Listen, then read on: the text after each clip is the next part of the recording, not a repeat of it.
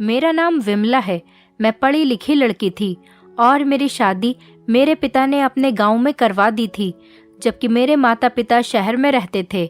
मेरे पिता का बचपन गांव में ही गुजरा था और तभी मेरे पिता ने ये तय कर लिया था कि वो अपनी इकलौती बेटी की शादी अपने ही गांव में करेंगे। मेरे पिता का कहना था कि गांव के लोग बहुत सीधे साधे होते हैं, जहां पर बहुओं को बहुत मान दिया जाता है। फिलहाल मैंने अपने माता पिता की मर्जी को ही अपनी मर्जी समझ लिया था। उन्होंने जहां मेरी शादी करवा दी, चुपचाप मैंने वहीं पर कर ली। शादी के बाद मैं अपने मायके से विदा होकर गांव अपने ससुराल चली गई थी। ये बात सच थी कि मेरा ससुराल बहुत अच्छा था। सब लोग ही बहुत सीधे साधे लोग थे। मेरे ससुर गांव के मशहूर नाई थे, जिनकी गांव वाले बहुत ज्यादा तारीफ किया करते थे और वो अपने इस काम की वजह से बहुत मशहूर थे। मेरी शादी के 1 साल बाद ही मेरे पति की अचानक हार्ट अटैक की वजह से मौत हो गई और मैं विधवा हो गई थी। लेकिन मेरे सास ससुर ने मुझे हमेशा अपनी बेटी की तरह ही समझा। अपने बेटे के मरने के बाद उन्होंने मुझे कहीं नहीं जाने दिया और अपने पास ही रखा। मेरे पति के मरने के बाद घर में बहुत सारी परेशानियां आ गई थी। मेरी सास की हमेशा तबीयत खराब रहने लगी थी और मेरे ससुर तो वैसे भी काफी बूढ़े हो चुके थे, इसीलिए उन्होंने अपने नाई का काम भी छोड़ दिया था। इस वजह से मैंने सोचा कि क्यों न मैं अपने गांव के ही किसी सरकारी स्कूल में नौकरी कर लेती हूँ।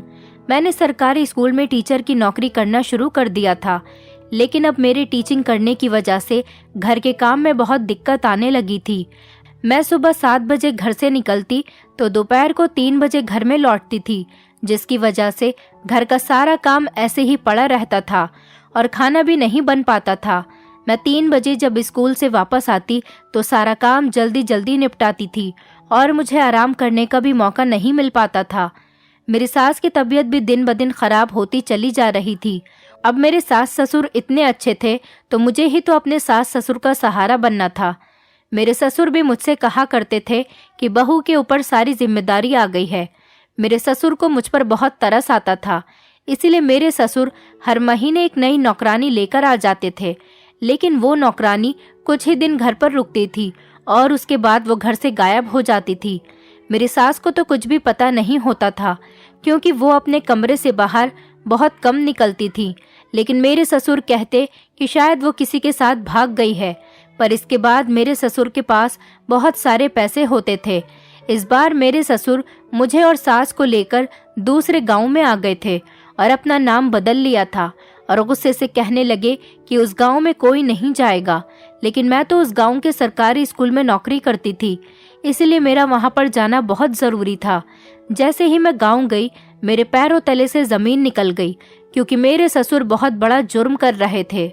ये बात तब की है जब मेरे पति की मौत हुई थी। मेरी सास अपने पति पर बहुत ज़्यादा गुस्सा कर रही थी।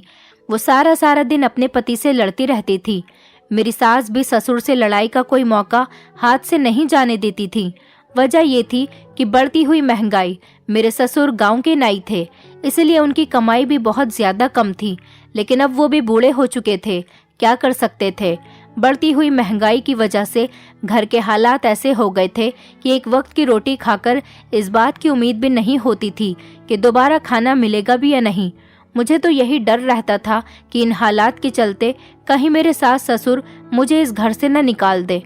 परेशानियां थीं कि बढ़ती ही चली जा रही थी। मेरे ससुर को भी समझ आ गया था कि ऐसे गुजारा नहीं होने वाला। मेरे ससुर ने अपना नाई का काम भी छोड़ दिया था, लेकिन उन्होंने सोचा था कि वो लोगों के घर में जाकर काम किया करेंगे। और मैंने भी फैसला कर लिया था कि मैं अपने गांव के ही किसी सरकारी स्कूल में नौकरी कर लेती हूँ, जिस पर मेरे सास ससुर को कोई ऐतराज नहीं था और उन्होंने मुझे नौकरी करने की परमिशन दे दी थी। अगले ही दिन मेरे ससुर लोगों के घर घर जाकर काम करने जाने लगे थे। अब मैंने सोचा था कि शायद घर के हालात धीरे धीरे बेहतर होने लगेंगे। जिस घर में हम रहते थे वो भी किराए का घर था, इसलिए हमें उसका किराया भी देना पड़ता था। शादी से पहले भी मैं अपने माता पिता की इकलौती औलाद तो ज़रूर थी, लेकिन मेरे मायके में भी बहुत गरीबी थी। मेरे पिता बहुत बूढ़े हो चुके थे और हमेशा बीमार रहने लगे थे। मैं नहीं चाहती थी कि मैं विधवा होने के बाद उन पर दोबारा से बोझ बन जाऊं, इसीलिए मैं अपने ससुराल में रहकर अपने सास ससुर का ख्याल रखना चाहती थी। मेरे माता पिता तो ज्वाइंट फैमिली में रहते थे। उनका ख्याल रखने के लिए उनके अपने बहुत रिश्तेदार भी थे। फिर एक दिन धीरे धीरे मेरी सास की भी तबीयत बिगड़ने लगी। जब मैंने स्कूल में टीचिंग करने जाना शुरू कर दिया तो घर के कामों में बहुत ज़्यादा परेशानी आने लगी थी। मेरे ससुर एक दिन घर के हालात देखते हुए एक खूबसूरत सी लड़की को अपने साथ लेकर आ गए, जिसकी उम्र लगभग 20 साल की थी, जिसको देखकर मैं और मेरी सास बहुत ज़्यादा हैरान होने लगे थे। मेरे ससुर ने कहा कि ये लड़की आज से घर के काम संभाला करेगी, मतलब मैं नौकरानी बनाकर इस लड़की को लेकर आया हूँ। मेरी सास गुस्से से अपने पति से कहने लगी, पहले ही यहाँ पर भूखा मरने की नौबत आ गई है और अब नौकरानी भी लेकर आ गए हो। हम लोग तो जैसे तैसे गुजारा कर रहे हैं और अब हमें इस लड़की का भी खर्चा देखना होगा। मेरी सास के दिमाग में अभी सिर्फ खर्च की ही टेंशन चल रही थी, जबकि मेरा दिमाग तो बहुत तेज दौड़ रहा था। मैं सोच रही थी, ये लड़की बहुत खूबसूरत है, कहीं मेरे ससुर ने इससे दूसरी शादी तो नहीं कर ली। मैं इतना सोच ही रही थी कि मेरे ससुर कहने लगे, ये हमारे गांव की बेटी है, इसके पिता मर गए हैं, ये बेचारी बेसहारा हो गई, इसके परिवार में कोई नहीं है जो इसे समझ सके, इसलिए मैं इसे यहाँ पर लेकर आ गया हूँ। ये घर के कामकाज देख लिया करेगी।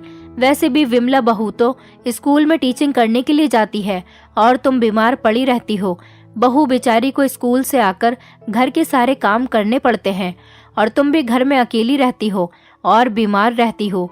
ये तुम्हारा ख्याल रखा करेगी और घर के भी सारे काम किया करेगी। मुझे तुम दोनों को देखकर अफसोस होता है, बस इसीलिए मैं इस लड़की को यहाँ पर लेकर आ गया हूँ। मेरी सास कहने लगी, तुम भी कमाल करते हो, घर में परेशानी है तभी तो बहू भी नौकरी करने के लिए घर से निकल गई, अब हमें इस नौकरानी को भी पैसे देने पड़ेंगे। मेरे ससुर कहने लगे, मायूस मत हो, ये लड़की घर के सारे काम करेगी और तुम हमेशा झगड़ा करने वाली बातें ही क्यों करती रहती हो। कुछ दिनों बाद सब कुछ ठीक हो जाएगा, बहू की भी सैलरी आने लगेगी और मैं भी थोड़े बहुत पैसे लाने लगूंगा। तुम देखना, हमारे घर के हालात धीरे धीरे बिल्कुल ठीक हो जाएंगे। दरअसल इस लड़की का इस दुनिया में कोई नहीं, इसीलिए ये लड़की घर के काम करने के हमसे ज्यादा पैसे भी नहीं लेगी और हमारे घर का काम भी टाइम से आसानी से हो जाया करेगा। बहू को भी ज्यादा मेहनत नहीं करनी पड़ेगी और तुम भी आराम किया करो। मेरे ससुर की बातें सुनकर मेरी सास सुकून से हो गई थी। मुझे भी बेफिक्री हो गई थी, क्योंकि मुझे स्कूल से आकर खाना बनाना पड़ता था, झाड़ू बर्तन करने पड़ते थे और कपड़े धोना पड़ते थे। अब ये सारे काम ये नौकरानी ही किया करेगी। मैं बहुत ज़्यादा खुश हो गई थी और फिर घर के कामों से भी छुटकारा पाना चाहती थी। मुझे तो शुरू से ही टीचिंग करने का बहुत शौक था। अब मैं अपना पूरा ध्यान टीचिंग पर ही लगाना चाहती थी। मैंने भी नौकरानी आ जाने का खूब फ़ायदा उठाया था। मैंने सारे घर की साफ सफाई करवा ली थी, यहाँ तक कि महीनों से बंद पड़ा स्टोर रूम भी खुलवाकर साफ करवा लिया था। नए पुराने सब बिस्तर भी धुलवा लिए थे और कपड़े भी धुलवा लिए थे। मेरी सास भी बहुत खुश थी और उठते बैठते यही कहती थी कि इस लड़की के आ जाने के बाद घर के काम करने की मजबूरी ही खत्म हो गई। ये तो मेरे कुछ कहे बिना ही सारा काम करती रहती है। मेरी जिंदगी भी बहुत अच्छी गुजर रही थी। 1 महीना हो गया था और मुझे स्कूल से सैलरी भी मिल गई थी। एक दिन मेरी सास मेरे कमरे में आई और कहने लगी, विमला, क्या कंचन तुम्हारे पास है? मैंने कहा, नहीं तो माँ जी, वो मेरे कमरे में नहीं है, शायद किचन में खाना बना रही होगी। कंचन हमारी नौकरानी का नाम था। मेरी सास के चेहरे पर फिक्र साफ दिखाई दे रही थी। वो खुद उसको सारे घर में ढूंढ रही थी और कहने लगी, अगर वो यहाँ भी नहीं है तो कहाँ जा सकती है? मैंने अपनी सास से पूछा, क्या हुआ है माँ जी? मेरी सास कहने लगी, आज सुबह से ही कंचन गायब है। उसने घर का कोई काम भी नहीं किया। मैंने सारा घर छान मारा है, मगर कंचन मुझे कहीं भी नजर नहीं आ रही। तुमने तो कहीं उसको किसी काम के लिए नहीं भेज दिया? मैंने कहा, नहीं नहीं माँ जी, मैं तो सुबह से स्कूल में थी, तो फिर मैं उसे किसी काम के लिए भला क्यों भेजूंगी? और जब से मैं स्कूल से आई हूँ तब से मैंने भी उसे नहीं देखा है और उसका तो इस गांव में भी कोई नहीं। वो यहाँ से भला कहाँ जाएगी? शायद पड़ोस में जाकर बैठ गई होगी। ऐसा तो नहीं कि वो किसी कोने में काम के डर की वजह से छिपी बैठी हो। मेरी सास को गुस्सा आ रहा था। वो कहने लगी, कामचोर कहीं की, पता नहीं काम छोड़कर ना जाने कहाँ चली गई। आएगी तो उससे जरूर पूछूंगी, सुबह से ना जाने कहाँ गायब है। ये कहकर मेरी सास अपने कमरे में चली गई थी और मैं भी आराम करने के लिए लेट गई थी। मगर फिर मुझे भी उस लड़की का ख्याल आया तो उठकर मैं अपने कमरे के बाहर आ गई। मेरी सास तो बहुत परेशान नजर आ रही थी, लेकिन मेरे ससुर अभी तक घर वापस नहीं आए थे। थोड़ी देर के बाद जब मेरे ससुर घर वापस आए और सास के कमरे में चले गए थे, मैं भी अपनी सास के कमरे में चली गई और उनको बताया कि माँ जी, कंचन तो कहीं भी नजर नहीं आ रही है। मेरे ससुर को ये बात सुनकर बहुत गुस्सा आ गया कि कंचन कहीं गायब हो गई। मैंने अपने ससुर से पूछा, आपको क्या हुआ पिताजी? तो वो कहने लगे कि तुम दोनों से एक लड़की का ख्याल नहीं रखा गया, तुम दोनों को यही नहीं पता कि वो कहाँ चली गई। मैंने कहा, पिताजी, कंचन तो सुबह से ही गायब है। तो मेरे ससुर गुस्से में आकर कहने लगे, तुम दोनों को एक काम करने वाली लड़की क्या मिल गई थी? तुम लोगों की तो खुशी के ठिकाने ही नहीं थे। अब करो ऐश, जब वो घर से भाग गई है तो। एक तो मैं बड़ी उम्मीद से उस लड़की को लेकर आया था और उससे ये भी कहा था कि मैं तुम्हारा ख्याल अपनी बेटी की तरह रखूंगा। जरूर तुम दोनों ने ही कोई कमी की होगी, तभी तो वो लड़की तंग आकर यहाँ से भाग गई। एक तो जिस दिन से वो बेचारी यहाँ पर आई थी, तुम लोगों ने उससे नए नए तरीके के काम करवाए थे और तुम दोनों एक काम को भी हाथ नहीं लगा रही थी। मुझे लगा था कि यहाँ पर वो सुरक्षित रहेगी, मगर वो अब घर से भाग गई। उसके पड़ोस के लोगों के कहने पर मैं उसको अपने घर पर लेकर आया था। अब मैं उन लोगों को क्या जवाब दूंगा? मेरे ससुर ये बात तो बिल्कुल ठीक कह रहे थे कि हम सास बहू ने उसको बहुत ज्यादा तंग कर दिया था। हम लोग उससे बहुत ज्यादा काम ले रहे थे। मेरे ससुर कहने लगे, अगर उसके पड़ोस के लोगों को पता चल गया कि वो हमारे घर से चली गई है तो कहीं वो लोग हम पर पुलिस केस न कर दें। मेरे ससुर सोच सोचकर बहुत ज्यादा गुस्सा कर रहे थे। मेरी सास भी परेशान हो रही थी और मैं भी। वैसे गलती तो हमारी ही थी, हमें उसका ध्यान रखना चाहिए था और ख्याल भी रखना चाहिए था। हमने उस बेचारी से कुछ ज़्यादा ही काम करवा लिए थे और उसे आराम करने तक का मौका नहीं देते थे। कंचन के चले जाने के बाद हमारे घर में जैसे सुकून खत्म हो गया था। हम लोग हर टाइम घबराए से रहते थे कि कब पुलिस आए। हमें हर वक्त यही डर लगा रहता था। अगले दिन जब मेरे ससुर कंचन के घर के पास से गुजरे तो उसके पड़ोसी ने उसके बारे में पूछा। गलती से मेरे ससुर ने कह दिया कि वो तो हमारे घर से भाग गई। उन लोगों ने मेरे ससुर को बहुत बुरा भला कहा था और उन पर ही इल्ज़ाम लगाया था। हम लोग बहुत ज़्यादा परेशान रहने लगे थे। अब तो मुझे भी स्कूल में टीचिंग करते टाइम पर हमेशा यही टेंशन रहती थी कि कंचन आखिर कहाँ चली गई। अगर कुछ गड़बड़ हो गई तो हम लोग फंस जाएंगे। मेरे ससुर ने बताया कि कंचन के पड़ोसियों के थ्रू उनको पता चला है कि कंचन गलत और बिगड़ी हुई लड़की थी, इसलिए उन लोगों ने उसको मेरे पास भेज दिया था और वो सीधी और अच्छी बनने का नाटक कर रही थी। कंचन के पड़ोसियों की ऐसी बातें सुनकर मेरे ससुर की टेंशन खत्म हो गई थी और हम लोग भी कुछ बेफिक्र हो गए थे कि आखिरकार हमारे सर से मुसीबत टल गई थी। मेरे ससुर ने अपनी कमाई से काफ़ी सारे पैसे भी घर में लाकर दिए थे और मेरी सैलरी भी आने लगी थी। धीरे धीरे हमारे घर के हालात बेहतर होने लगे थे। मेरी सास अपने पति की कमाई से बहुत खुश होती थी और मेरी सास का इलाज भी अच्छे अस्पताल में हो रहा था, लेकिन उनकी तबीयत में दिन ब दिन सुधार होने के बजाय बिगाड़ ही आ रहा था। मेरे ससुर ने मेरी सास के हाथ पर 40,000 रुपए रख दिए थे और कहने लगे, इन पैसों से अपने लिए और बहू के लिए कपड़े बना लो और घर के लिए जिस जिस चीज़ की भी ज़रूरत हो वो सारे काम कर लो। मेरी सास का मुंह तो खुला का खुला ही रह गया था। मैंने भी स्कूल में नौकरी करना छोड़ दिया था, लेकिन मैं कभी कभी किसी काम के लिए स्कूल चली जाती थी, क्योंकि अब नौकरानी तो घर से चली गई थी, इसलिए घर का काम अब मुझे ही देखना होता था और मेरी सास अपने बिस्तर पर लेटी रहती थी।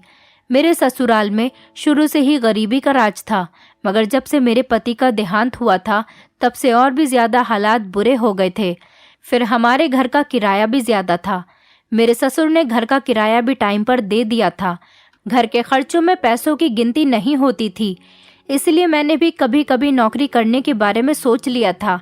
जब स्कूल में बहुत ही ज़्यादा ज़रूरी काम हुआ करता था तभी मुझे बुला लिया करते थे और उसी काम के मुझे पैसे दे दिया करते थे। अब मेरी ससुराल के हालात इतनी ज़्यादा बेहतर हो गए थे कि मैं अपने ससुर के दिए हुए पैसों से हमेशा शॉपिंग करती रहती थी और खाना भी नहीं बनाती थी। होटल से ही खाना आता था और हम लोग बाहर कहीं खाना खाया करते थे। मेरे ससुर खूब पैसे खर्च करने लगे थे। मुझे बिना मांगे ही बहुत सारे पैसे दे दिया करते थे। मैं अपने ससुर से जिस चीज़ की भी डिमांड किया करती थी वो फौरन ही मुझे उसके लिए पैसे दे दिया करते थे। पहले तो मुझे घर से निकलने के लिए ज़्यादा टाइम भी नहीं मिलता था, लेकिन अब मैं हमेशा अपने ससुर के दिए हुए पैसों से घूमती फिरती रहती थी। एक दिन मेरे स्कूल में पढ़ने वाली एक टीचर का बर्थडे आया था। उससे मेरी अच्छी फ्रेंडशिप हो गई थी, तो उन्होंने मुझे अपनी बर्थडे पार्टी में इनवाइट किया था। वो बहुत अमीर परिवार से बिलोंग करती थी। वो मेरे साथ ही स्कूल में टीचिंग किया करती थी। तभी मेरी उनसे दोस्ती हो गई थी। मेरी सास ने भी मुझे उसके घर भेजने की परमिशन दे दी थी। वो कहने लगी, ठीक है तुम चली जाओ। बल्कि मेरे ससुर ने गिफ्ट देने के लिए भी मुझे पैसे दिए थे। मुझे तो अपनी ससुराल में बहुत ही अच्छा लग रहा था, क्योंकि यहाँ पर मेरी अब हर ख्वाहिश पूरी हो रही थी। ऐसी ख्वाहिशें तो मेरे माता पिता ने भी पूरी नहीं की थी, लेकिन अपनी जिंदगी की इस काया पलट की मुझे समझ ही नहीं आ रही थी। ये दिन हमारी जिंदगी के लिए सबसे बेहतरीन दिन थे।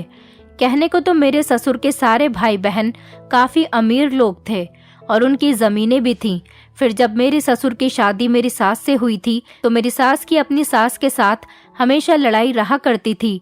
बस इसी वजह से उन्होंने अपना खाना पीना और घर अलग कर लिया था। तभी से ही उनके घर के हालात बिगड़ते चले गए थे और गरीबी भी बढ़ती चली गई थी। मेरे ससुर बहुत अच्छे आदमी थे। उन्होंने लोगों से लड़ाई झगड़ा करना नहीं जाना था, लेकिन मेरी सास अपने पति से हमेशा लड़ती रहती थी। पर जिस दिन से उन्होंने उनके हाथ में ढेर सारे पैसे लाकर रखने शुरू किए थे, अब घर में सास ससुर के बीच किसी तरह का कोई झगड़ा नहीं होता था। मेरे पति का भी सारा बचपन गरीबी में ही गुजर गया था। मेरे पति को इलाज भी ठीक नहीं मिल पाया था, जिसकी वजह से उनकी मौत हो गई थी। मेरे पति बहुत अच्छे इंसान थे और मुझे बहुत प्यार किया करते थे। शादी के बाद मेरे ससुराल में गरीबी तो ज़रूर थी, लेकिन मैं अपने पति के साथ खुश रहा करती थी। मेरे पति की मौत के बाद लोगों ने मेरी जवानी देखते हुए कहा कि तुम दूसरी शादी कर लो, लेकिन मैं अब की बार चाहती थी कि मेरी शादी किसी ऐसे लड़के के साथ हो जिसके घर के हालात ठीक हों। अगर फिर से मेरी शादी किसी गरीब परिवार में हो गई तो मेरी सारी ज़िंदगी अमीरी के सपने देखते देखते ही गुजर जाएगी। लेकिन अब जो ये टाइम चल रहा था वो बहुत अच्छा गुजर रहा था। फिलहाल मैं अपने दोस्त के लिए अच्छा सा गिफ्ट लेकर उसके घर पर चली गई थी। उसके घर पर काफ़ी सारे मेहमान आए हुए थे। मैं सोफे पर बैठी खुद को अमीर जाहिर करने की कोशिश कर रही थी। मैंने कपड़े भी अच्छे पहने हुए थे। सब लोगों की नज़र मुझ पर ही थी। देखकर मुझे कोई भी नहीं कह सकता था कि मेरी शादी हो चुकी थी और मैं विधवा भी हो गई हूँ, क्योंकि मैं पढ़ी लिखी थी। इसलिए सबको यही जाहिर करती थी कि मैं इस गांव की नहीं बल्कि शहर की रहने वाली हूँ। लेकिन अब जब शादी यहाँ पर हो गई थी तो थोड़ी बहुत लोगों की बातें भी बर्दाश्त करनी होती थी। लेकिन सब लोग मेरी खूबसूरती और एटीट्यूड की तारीफ करते थे। मेरे सामने ही एक लड़का मेरे करीब आकर खड़ा हो गया था। वो मुझसे कहने लगा, मैं आपके बराबर में खाली जगह पर बैठ सकता हूँ। मुझे समझ नहीं आया कि मुझे क्या करना चाहिए, उसे परमिशन दे देनी चाहिए या नहीं। मैं कंफ्यूज हो रही थी, या ये कह दूं कि इधर न बैठो, मगर मैं ऐसा कहने से भी डर रही थी कि कहीं उसे मेरी क्लास का अंदाज़ा न हो जाए और मेरी इमेज न खराब हो जाए। मैंने बस सर हिला दिया तो वो लड़का मेरे बराबर में आकर बैठ गया था। वो कहने लगा, क्या मैं आपके बारे में जान सकता हूँ? मैंने उसको बताया कि मेरा नाम विमला है और मैं सुनैना की अच्छी दोस्त हूँ। हम दोनों एक साथ ही एक ही स्कूल में टीचिंग किया करते थे। वो मुस्कुराया और कहने लगा, मेरा नाम दीपक है और मैं सुनैना का कज़िन हूँ। आप जब से पार्टी में आई हो मेरी नज़रें आप पर से हट ही नहीं रहीं। मैंने खुद को रोकने की बड़ी कोशिश की, मगर आपकी खूबसूरती के सामने बेबस हो गया हूँ। इसलिए आपसे बात करने के लिए आपके करीब आकर बैठ गया। क्या आपको बुरा तो नहीं लगा ना? मैं तो दीपक की बातों से बड़ी इम्प्रेस हो गई थी। इतनी प्यारी बातें तो मेरे पति ने भी कभी मुझसे नहीं की थी। फर्स्ट मीटिंग में ही वो मेरी इतनी ज़्यादा तारीफ कर रहा था। मेरे दिल की धड़कनें आज बहुत तेज तेज धड़क रही थी। दीपक मुझसे काफ़ी सारी बातें कर रहा था और मैं बस इशारे में सर हिलाती जा रही थी। फिर घर वापस जाने का टाइम हो गया तो सुनैना मुझे अपने कज़िन दीपक के साथ दरवाजे तक छोड़ने आई थी। वो दिन मेरी ज़िंदगी का सबसे स्पेशल दिन था। मुझे नया दोस्त मिल गया था और उसके साथ नई फीलिंग्स भी जागने लगी थी। अगले दिन मेरे पास सुनैना की कॉल आई कि हम लोग गांव से बाहर शहर के किसी मॉल में शॉपिंग करने जा रहे हैं, क्या तुम हमारे साथ चलोगी? मैं सुनैना के साथ जाने के लिए तैयार हो गई थी। वहां पर उसके साथ उसका कजिन भी आया हुआ था। वो मुझसे बहुत ज़्यादा इम्प्रेस हुआ था और बातों ही बातों में मुझसे मेरा नंबर भी मांगने लगा था। मैंने उसे अपना नंबर दे दिया था। शॉपिंग मॉल में हम लोगों ने खूब ढेर सारी शॉपिंग की और उसके बाद हमने रेस्टोरेंट में साथ बैठकर खाना भी खाया और फिर हम लोग अपने घर के लिए वापस हो गए थे। घर आते ही मेरे पास दीपक के मैसेजेस आने लगे थे। उसने मुझसे अपनी फीलिंग्स का इजहार किया था और ये भी कहा था कि वो मुझसे प्यार करने लगा है। मैं हैरान हो गई थी कि पहली ही मीटिंग में भला कैसे प्यार हो सकता है, लेकिन मुझे कहीं ना कहीं डर लग रहा था कि मैं ये सब कुछ सही कर रही हूँ या फिर गलत, क्योंकि मैं अपने पति की विधवा थी। लेकिन इस बात से कोई फर्क नहीं पड़ता था। मेरी शादी को सिर्फ 2 साल ही तो हुए थे और वैसे भी लोग मुझे दूसरी शादी करने की राय दिया करते थे। फिलहाल जो भी था, मुझे वो सब बहुत अच्छा लग रहा था। मैं भी दीपक के साथ बातें करने लगी थी। उसने मुझे बताया था कि वो शहर के सबसे बड़े और मशहूर बिजनेसमैन का बेटा है। उसने मुझसे कहा था कि तुम मेरे डैड के ऑफिस में जॉब कर सकती हो। मुझे दीपक और उसकी बातें बहुत अच्छी लगने लगी थी। अब वो जैसा कहता था मैं वैसा ही करने लगी थी।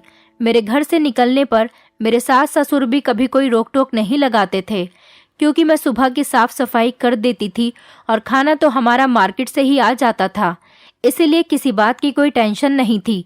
मेरी सास बीमार रहा करती थी तो वो सिर्फ अपने बिस्तर पर लेटी हुई आराम ही करती रहती थी, इसलिए उन्होंने कभी मेरे बारे में जानने की कोशिश ही नहीं की कि मैं अब क्या करती हूँ और कब घर से निकलती हूँ।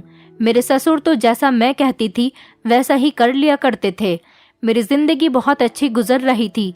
मैंने अपने ससुर से कह दिया था कि मैं शहर की एक बड़ी कंपनी में जॉब करने लगी हूँ और वहीं से ड्राइवर आकर मुझे ले जाता है और वही मुझे छोड़ जाता है। अब सारा दिन मैं दीपक के साथ बिताने लगी थी। एक दिन मेरे ससुर ने ऑब्जेक्शन भी उठाया था कि जब मैं पैसे कमा रहा हूँ तो तुम्हें घर से निकलने की क्या ज़रूरत है। तो मैंने उनसे कहा कि अब जब हमारे घर के हालात बेहतर हो गए हैं तो फिर हमें भी अपना लाइफस्टाइल चेंज कर देना चाहिए। मेरे ससुर कहने लगे तुम्हें घर में रहकर अपनी सास का भी ख्याल रखना चाहिए। मुझे अपने ससुर की ये बात सुनकर तो गुस्सा आ गया था। मैंने कहा पिताजी, मैं सुबह में सारे काम करके ही घर से बाहर निकलती हूँ और वैसे भी माँ जी को तो अब कोई काम नहीं करना पड़ता, तो फिर मैं उनका क्या ख्याल रखूं? मैंने ऐसा इसलिए कहा था क्योंकि मैं घर में नहीं रुकना चाहती थी और दीपक के साथ टाइम स्पेंड करना चाहती थी, क्योंकि तब उसके बिना नहीं रह सकती थी। मेरा सारा दिन अब उसके साथ ही गुजरता था। आखिर मैं जवान थी और इस तरह से अकेले सारी जिंदगी नहीं गुजार सकती थी। मैंने फैसला कर लिया था कि जैसे ही दीपक मुझसे शादी का ऑफर करेगा, मैं अपने सास ससुर से बात करके फौरन ही दीपक के साथ शादी कर लूंगी और उसके घर चली जाऊंगी। मुझे दीपक के साथ मिलने जुलने में कोई हिचकिचाहट भी महसूस नहीं होती थी। कभी कभी तो मैं सोचती थी कि ज्यादा मिलना जुलना सही रहता है या नहीं। दीपक के साथ टाइम स्पेंड करते टाइम मुझे बिल्कुल भी अपने पति की याद नहीं आती थी और मेरी सास तो बिल्कुल ही पैसों की चकाचौंध में इस कदर खो गई थी कि उन्हें तो अपनी बहू से कोई मतलब ही नहीं था। वो बीमार तो जरूर रहती थी, लेकिन अपने सारे शौक बिस्तर पर लेटे लेटे ही पूरे कर लिया करती थी। और धीरे धीरे मेरे ससुर ने भी मुझे रोकना टोकना छोड़ दिया था। लेकिन एक बात जरूर थी, मुझे दीपक से मिलते हुए 1 महीना होने वाला था। अभी तक हम लोग अकेले में नहीं मिले थे। हम लोग ज्यादातर पब्लिक प्लेस में ही मिला करते थे, लेकिन अब मुझसे दीपक अकेले में मिलने की जिद कर रहा था। मैं इसी उलझन में उलझी हुई थी कि मुझे दीपक की बात मान लेनी चाहिए या उसे टाल देना चाहिए। इन्हीं दिनों मेरे ससुर कहने लगे कि मैं दूसरे गांव कुछ दिनों के लिए अपने रिश्तेदारों के यहाँ पर जाना चाहता हूँ। दूसरे गांव में मेरे ससुर के कुछ रिश्तेदार रहा करते थे। उन्हें वहाँ पर कुछ दिनों के लिए जाना था। उन्होंने मुझसे कहा कि बहू, मैं कुछ दिनों के लिए गांव जा रहा हूँ और जल्द ही वापस लौट आऊँगा। तो उनके जाने के बाद मैंने फैसला कर लिया था कि मैं अब दीपक के साथ अकेले में मीटिंग कर लूँगी। अपने ससुर के जाने के बाद न जाने क्यों मुझे एक आज़ादी का एहसास क्यों हो रहा था। हालांकि मैं तो उनके यहाँ पर होते हुए भी शहर जाकर दीपक से मिलती ही रहती थी। अगले दिन जब मेरे ससुर घर से निकल गए तो मैं भी उनके जाने के आधा घंटे के बाद ही दीपक के साथ उसकी कार में बैठकर चली गई थी। पहले तो हम दोनों ने अच्छे से रेस्टोरेंट में खाना खाया। फिर उसने कहा कि आज तुम सारा दिन मेरे नाम कर दो, बस हम हमेशा शॉपिंग करते रहते हैं और रेस्टोरेंट वगैरह में मिलते रहते हैं। मैं चाहता हूँ कि आज हम दोनों अकेले में मिलें। मैंने ठीक है कह दिया था कि ठीक है, तुम जहाँ पर मुझे लेकर जाना चाहते हो मैं चलने के लिए तैयार हूँ। दीपक ने होटल में एक कमरा बुक कर लिया था। हम दोनों वहाँ पर चले गए थे, लेकिन कहीं ना कहीं मुझे दीपक पर शक हो रहा था। एक बार तो मैंने इनकार भी कर दिया था, तो दीपक ने मेरी आंखों में आंखें डालकर कहा, क्या मैं इस इनकार की वजह जान सकता हूँ? कितने दिनों से हम लोग ऐसे ही मीटिंग कर रहे हैं और मैं तुमसे कितने दिनों से अकेले मिलने की जिद कर रहा हूँ, पर तुम मेरी बात मानती ही नहीं हो। मैंने कहा, दरअसल मुझे जल्दी घर जाना है, मेरी माँ मेरे लिए परेशान हो रही होगी। दीपक ने मेरा हाथ पकड़ते हुए कहा, सच सच बताओ, क्या तुम्हें मुझ पर भरोसा नहीं? हम रोज एक साथ सारा दिन गुजारते हैं और आज अचानक से तुम्हें याद आ रहा है कि तुम्हारी माँ परेशान होगी। मैं खामोश ही रही तो दीपक कहने लगा, जिस रिश्ते में भरोसा न हो उसे ख़त्म कर देना चाहिए। आज से मैं तुमसे फ्रेंडशिप ख़त्म करता हूँ। दीपक की बात सुनकर तो मैं अपने होश में ही नहीं रही थी। ऐसा लग रहा था जैसे मुझे किसी ने आसमान से ज़मीन पर गिरा दिया हो। मेरी आंखों में आंसू आ गए थे। मैं कहने लगी, दीपक तुम ये क्या कह रहे हो? इतनी सी बात पर रिश्ते ख़त्म नहीं किए जा सकते। दीपक भी खामोश ही रहा था। मुझे लगा था कि अगर वो सब कुछ ख़त्म करके चला गया तो मैं पागल हो जाऊंगी, क्योंकि अब मुझसे उसके बिना नहीं रहा जाएगा। मैंने दीपक की आंखों में आंखें डालकर कहा कि मुझे तुम पर खुद से भी ज़्यादा भरोसा है, मैं तुम्हारे साथ चलने के लिए तैयार हूँ। दीपक खुश हो गया था और इसी तरह से हम लोग होटल के कमरे के अंदर मौजूद थे। दीपक ने वेटर से कहकर हमारे लिए कॉफ़ी मंगवाई थी और मुझे अपनी ज़िंदगी के काफ़ी सारे सीक्रेट्स भी बताए थे। वो कहने लगा, हम दोनों हमेशा इतनी शोर वाली जगह पर मिले हैं कि कभी मैं तुम्हें अपने बारे में कुछ बता ही नहीं पाया और न दिखा पाया। उसने बताया कि उसकी ज़िंदगी की दास्तान काफ़ी सारी परेशानियों से भरी पड़ी है। दीपक ने बताया कि मेरे पिता ने मेरे जन्म के बाद मेरी माँ को छोड़कर किसी दूसरी औरत से शादी कर ली थी। मेरे पिता शहर के सबसे बड़े बिजनेसमैन आदमी है। मेरे पिता मुझसे प्यार तो करते हैं, लेकिन मैं आज भी नाराज़ हूँ कि अगर वो मेरी सगी माँ के साथ ही रहते तो शायद मैं उनको ज़्यादा इज्जत देता। मुझे अपने पिता से वो प्यार नहीं मिल पाया जो हर बच्चा अपने माता पिता से उम्मीद करता है। मैं अकेला ही रहा हूँ। मेरी माँ भी न जाने किसके प्यार के जाल में फंस गई थी। उन्होंने भी कभी अपने बेटे की परवरिश पर ध्यान नहीं दिया। दीपक मुझे अपने आप ही सब कुछ बताता जा रहा था। उसकी बात सुनकर मुझे उससे और भी ज़्यादा मोहब्बत हो गई थी। मैंने खुद से फैसला किया था कि मैं इस टूटे हुए इंसान को जोड़ने की भरपूर कोशिश करूंगी। वो दिन मेरी ज़िंदगी का सबसे यादगार दिन था। मैं दीपक के साथ होटल के कमरे में अकेले मिलने से इसीलिए घबरा रही थी क्योंकि मैंने बहुत ही अजीब सी बातें सुन रखी थी कि ज़्यादातर लड़के लड़कियों को धोखे से होटल के कमरे में ले जाते हैं और फिर उन्हें हमेशा के लिए बर्बाद कर देते हैं। मगर मेरे साथ ऐसा कुछ भी नहीं हुआ था। दीपक ने तो मुझे टच तक नहीं किया था। मैंने सोचा था कि चलो मैं दीपक के साथ होटल तक चली गई थी। मैं मोहब्बत के इस मुकाम तक पहुंच चुकी थी कि मैं दीपक को इसकी गहराई तक जानना चाहती थी। आज उसने मेरे साथ जितनी भी अपनी पर्सनल बातें शेयर की थी, उसने मुझे अपनी नज़रों में बहुत ख़ास बना दिया था। मैं घर लेट ही पहुंची थी और सीधा अपनी सास के कमरे में चली गई थी। मेरी सास की तबीयत अब कुछ बेहतर लग रही थी, लेकिन उन्होंने मुझसे नहीं पूछा कि तुम आज सारा दिन कहाँ रही हो और इतनी लेट क्यों आई हो। 3-4 दिन के बाद मेरे ससुर भी गांव से वापस लौट आए थे। हैरत की बात ये थी कि इस बार भी उनके साथ एक खूबसूरत लड़की मौजूद थी। ये लड़की तो पहले वाली लड़की से भी कम उम्र की थी। मेरे ससुर ने बताया कि ये लड़की यहाँ पर घर का काम करने के लिए आई है। ये मेरे दोस्त की बेटी है और ये हमारे घर का सारा काम अच्छे से संभाल लेगी। मेरे दोस्त को पैसों की ज़रूरत थी और ये उसकी इकलौती बेटी है। वो बेचारा तो कोई काम धंधा नहीं कर सकता और अपनी बेटी को ऐसे किसी के भी भरोसे नहीं छोड़ सकता। मेरे दोस्त को मुझ पर बहुत भरोसा है। जब उसने मुझे अपनी परेशानी के बारे में बताया तो मैंने अपने दोस्त से कहा कि तुम अपनी बेटी को मेरे घर काम करने के लिए भेज दो। मैं इसके अच्छे खासे पैसे दिया करूँगा और ये मेरे घर में सेफ भी रहेगी। ये लड़की देखने में तो काफ़ी मासूम थी, मगर मेरे ससुर ने कह दिया था कि इस पर पूरी नज़र रखने की ज़रूरत है, कहीं ऐसा न हो कि ये हमारे घर में पैसे वगैरह देखकर हमें बेवकूफ़ बनाने की कोशिश करे। लेकिन अपने ससुर की बात सुनकर मैं बहुत हैरत में आ गई थी। मैं नहीं चाहती थी कि एक और काम वाली लड़की से हम हाथ धो बैठें, क्योंकि मुझे थोड़ा बहुत तो काम करना ही होता था। और अब दीपक के साथ मेरा टाइम इतना ज़्यादा स्पेंड होने लगा था कि मुझे घर का काम करना बड़ा भारी लगता था। नौकरानी के आ जाने से मुझे तसल्ली हो गई थी कि चलो अब मैं बेफिक्री से किसी भी टाइम घर से निकल सकती हूँ। मगर हमारी सारी कोशिशें नाकाम हो गई थी। वो लड़की एक दिन हमारे घर से भाग गई थी और ना जाने कहाँ चली गई थी। और जब मैं घर पर आई तो वो हमारे घर पर मौजूद नहीं थी। मेरे ससुर बहुत ज़्यादा परेशान हो गए थे कि अब क्या होगा, क्योंकि ये लड़की उनके दोस्त की बेटी थी। लेकिन अब की बार मेरी सास को बहुत गुस्सा आ रहा था। वो अपने पति से कहने लगी कि तुम कैसी काम वाली लड़की लेकर आते हो जो फौरन ही भाग जाती है। अब वो खुद हैरान थे कि ना जाने गांव की अनपढ़ लड़की इतनी चालाक कैसे हो सकती है कि वो प्लानिंग के साथ घर से भाग सकती है। इस लड़की के जाने का भी हमें बहुत अफसोस था।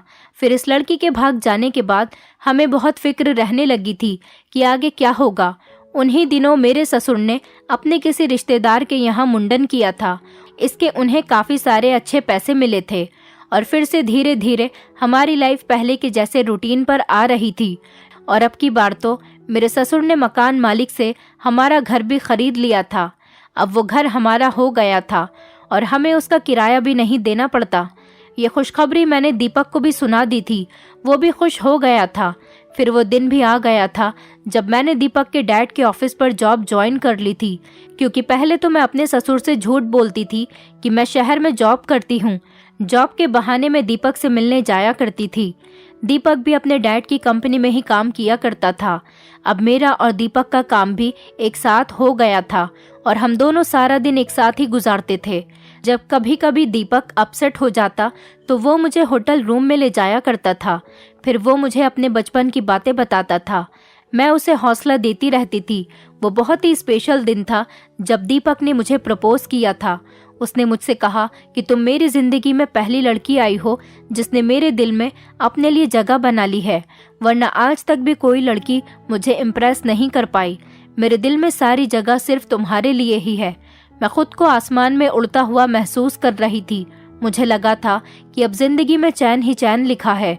मुझे कहाँ अंदाजा था कि मेरी जिंदगी पलटने वाली है और इस तरह से पलटने वाली है कि मुझे मेरी गलती का एहसास कराकर रहेगी। हुआ यूं था कि मेरे ससुर एक बार फिर से न जाने किसी लड़की को हमारे घर पर लेकर आ गए थे नौकरानी बनाकर। मगर कुछ दिन बाद वो लड़की भी हमारे घर से भाग गई थी। अब तो आस पड़ोस के लोगों को भी हम पर शक होने लगा था कि हमारे घर पर नौकरानी आई थी और कुछ दिन बाद हमारे घर से भाग जाया करती थी।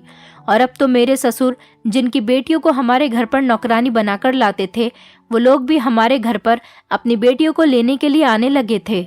मेरे ससुर बेचारे उनकी बेटी को कहाँ से ढूंढ सकते थे। मेरे ससुर ने फैसला कर लिया था कि हम गांव ही बदल लेंगे और मेरी सास और मुझे भी सख्ती से कह दिया था कि कोई भी इस गांव से वापस नहीं आएगा। लेकिन मुझे बड़ी हैरानी हो रही थी कि अभी अभी तो हमने इस मकान को अपने नाम करवाया था, तो मेरे ससुर इस मकान को बेचकर दूसरे गांव क्यों जाना चाहते थे। मैंने इस बारे में अपने ससुर से बात की तो वो कहने लगे कि हमारे लिए ये गांव छोड़कर जाना ज़रूरी हो गया है और तुम्हारे कहने पर हम इस घर को बेचते नहीं हैं, बल्कि इसमें ताला डालकर यहाँ से चले जाते हैं। दूसरे गांव में जाकर वहाँ पर कोई घर किराए पर ले लेंगे और वहीं पर शिफ्ट हो जाएंगे। जब हालात बेहतर हो जाएंगे तो हम अपने घर वापस आ जाएंगे। मुझे अपने ससुर की बात तो ठीक लगी थी। हम लोग दूसरे घर में शिफ्ट हो गए थे और मेरा वही रूटीन रहता था कि दीपक मुझे अपनी कार से ही ले जाता था और अपनी कार से ही घर छोड़कर चला जाता था। एक दिन मेरे पास दीपक का फ़ोन आया। उसने बताया कि मेरी तबीयत ठीक नहीं है, तुम जल्दी से मुझे होटल रूम में मिलो, मुझे तुम्हारी बहुत ज़रूरत है। मैं मान गई थी और जल्दी से होटल के रूम तक पहुंच गई थी। मैंने देखा कि दीपक की हालत तो सच में बहुत बुरी हो रही थी और वो बुरी तरह से रो रहा था। उसने मुझे बताया कि आज मेरे डैड ने मेरे साथ बहुत गलत बिहेव किया और मैं आज अपने आप को बहुत अकेला महसूस कर रहा हूँ। मैंने दीपक को समझाया था, उसको हमदर्दी दिखाई थी तो वो थोड़ा रिलैक्स हो गया था। वो उठकर मेरे लिए वेटर से कॉफ़ी का ऑर्डर देने के लिए नीचे चला गया था। हम दोनों ने मिलकर कॉफ़ी पी थी। फिर ना जाने क्या हुआ कि मैं गहरी नींद में सो गई थी। न जाने मैं कैसे सो गई, मुझे कुछ पता ही नहीं चला। लेकिन जब मैं होश में आई तो मुझे पता चला कि दीपक मुझे यूज़ कर चुका है। मैंने दीपक के मुंह पर थप्पड़ मार दिया था और उसे इल्ज़ाम देने लगी, कहने लगी कि तुमने मेरी ज़िंदगी बर्बाद कर दी। दीपक ने मुझसे माफ़ी मांगी थी। वो मेरे आगे बहुत गिड़गिड़ा रहा था। मैं उस टाइम डिप्रेशन में चली गई थी।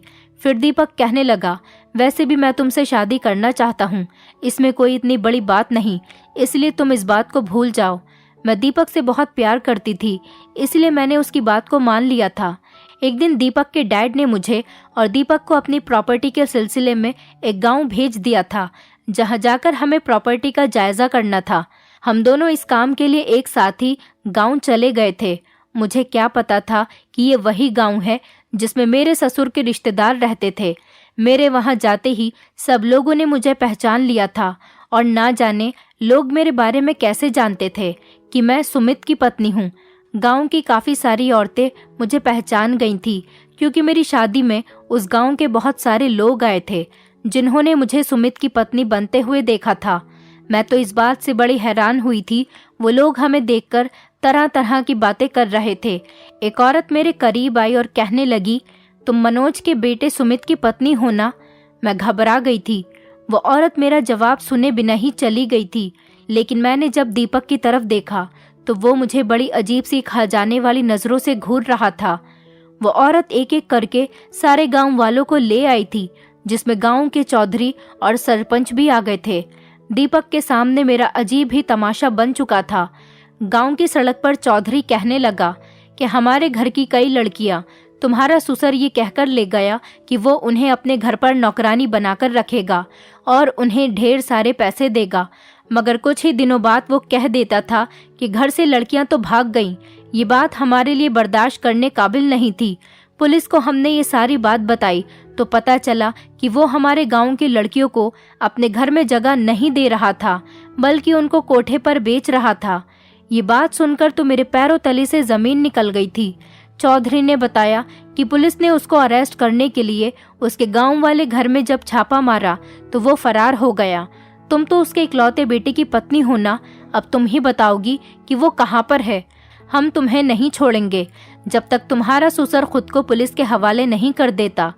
गांव के चौधरी ने इशारा किया तो गांव के दो दो मोटे मोटे पहलवान आदमी आए। मुझे और दीपक को घसीटकर एक काल कोठरी में ले गए, जहां पर अंधेरा ही अंधेरा छाया हुआ था। मैं तो बहुत बुरी हालत में थी। एक ही वक्त में मुझ पर आसमान टूट पड़ा था कि क्या सच में मेरे ससुर इतने बुरे इंसान थे और वो अपनी अच्छाई की आड़ में इतना घिनौना काम कर रहे थे।